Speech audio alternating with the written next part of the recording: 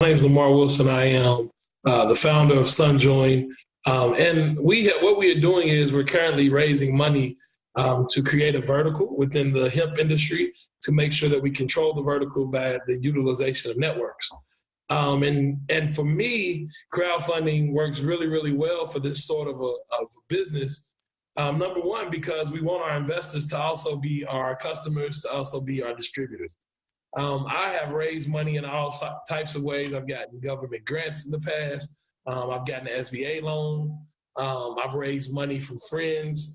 I've also raised money through venture capital, through some of the biggest names in venture capital. So I've raised money for entrepreneurial endeavors many different ways. And for me, crowdfunding is a huge way for me to raise money because for a very long time, I don't come from a whole lot of wealthy individuals or what the government would call accredited investors.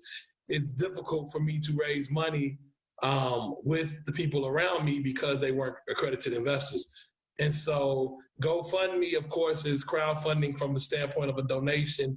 Kickstarter is a crowdfunding from the standpoint of pre-sales, which is basically a pre-revenue type of way to raise funds.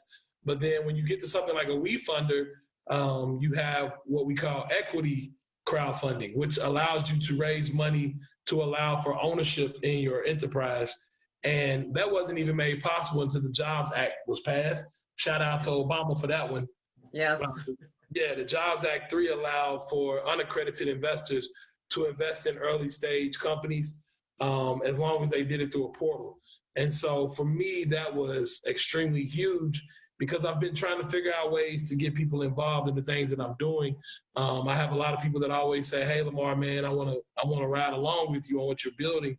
But there weren't any easy vehicles for me to do that until now.